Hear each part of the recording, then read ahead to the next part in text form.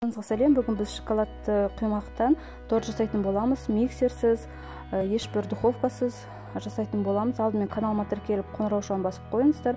Сұрақтарыңызды комментарийге жазсаңыздар болады.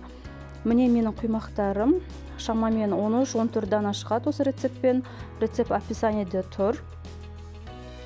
Алдымен желатинді суға езіп алу керек, бірақ менде болмағандықтан 1 грамм агар-агар 6 грамм желатинге тең болады. Сол рецепт бойынша желатин мөлшеріне сай келетіндей агар-агарды осылай суға қайнатып аламыз.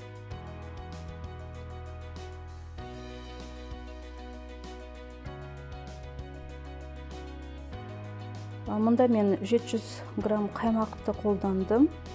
Оған қант қосамыз, немесе ұсақталған қантты да қосуға болады. Шамалы араластырып аламыз осылай қолмен. Ванилин, немесе ванилинді қантты да қолдануға болады.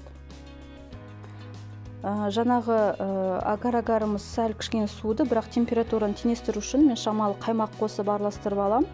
Егер түйіршіктене бастаса, желатин немесе агар-агар қолдансаңыздар, онда кішкене уақытқа қысқа толқынды пеште жібітіп алсаңыздар болады. Міне мен барлық агар-агарды қостым қаймаққа. Осы кезде шапшаңдау болу керек, өйткені біздің қаймағымыз қата бастайды. Менде осындай әмбебап форма. Соның сыртына осылай ішіне пленканы төсеп қойдым. Ең бірінші қабатта біз құймағымызды салып шығамыз. Менде мұнда диаметр 20 деп алдым. Бірақ құймақтарым одан сәл үлкендеу. Осылай бір қабат қаймақ жағып аламыз. Салмасы ретінде кез келген жидектерді, жемістерді салуға болады. Ендігі кезекте осылай шұңғылдау ыдысқа, кеселерге мен мұнда бір-бірлеп көрсетіп отырмын. Бірақ сіздер 5-6-ауын дайындап қойып жасасаңыздар ыңғайлырақ болады. Міне осылай құймақтың ішіне қаймақты салып шығам, ішіне жемісін салам. Менде құлпынай, үйдің құлпынайы. Осылай видеодағыдай ақырындап жаңағы біздің формамызға сала бастаймыз. Осылай түйіп ақырындап саламыз.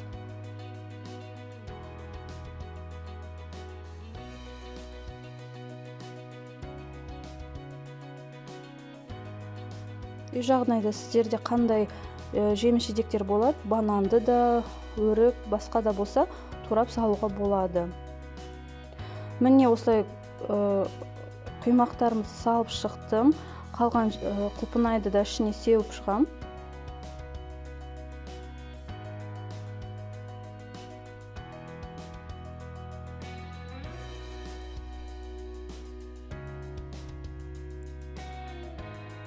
Ендігі кезекте қалған қаймағымызды толықтай осы форманың ішіне құямыз.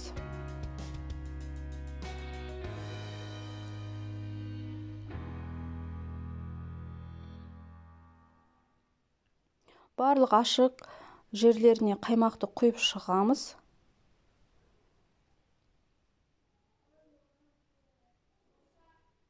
Тағы да құлпынай сепсеңіздер болады.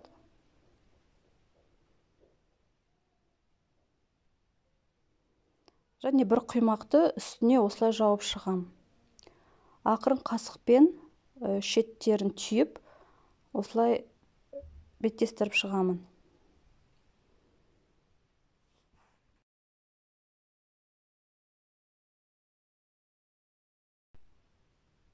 Осылай барлықсын бетін жауып болғаннан кейін, біздің тортымызды тоңазытқышқа 4-5 сағатқа немесе бір түнге қойсаңыздар тіпті керемет болады. Екінші күні осылай шоколадты микроволновкада ерітіп, май қосып міндетті түрде және кішкене сүт қоссаңыздар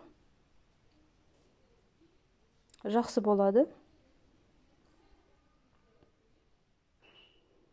Міне арасында осылай алып шығып, араластырып қойыңыздар. Бір келкі болып еріген кезде сәл суытамыз. Өйткені ыстықтай құйсаңыздар, ішіндегі қоюланған қаймағымыз еріп кетуі мүмкін.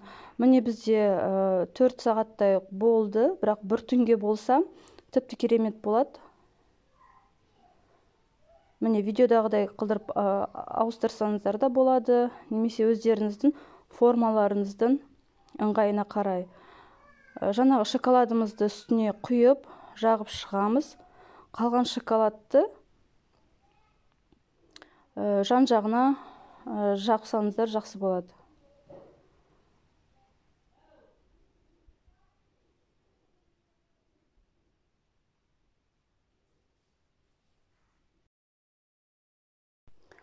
Шоколадты құйып жағып болғаннан кейін шамамен бір 10-15 минутқа тағы да тоңазытқышқа қоя тұрамыз.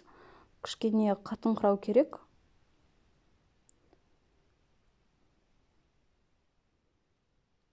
Міне тортымыз дайын болды. Құйған глазуріміздің өзі бізде қатты қатқан жоқ, өйткені құрамында сүт пен май болғандықтан қатты қатпайды. Жақсы кесіледі, жұмсақ болып тұр. Міне дәмі өте керемет. Ерінбей жасап көріңіздер. Назарларыңызға рахмет. Каналыма тіркеліп, қоңыраушаны басып қойыңыздар. Міне мынау біздің тортымыздың кескен кездегі түрі. Өте ерекше болып көрінеді. Ерінбей жасап көріңіздер. Көп уақыт алмайды. Ең бастысы жасап көру. Назарларыңызға рахмет.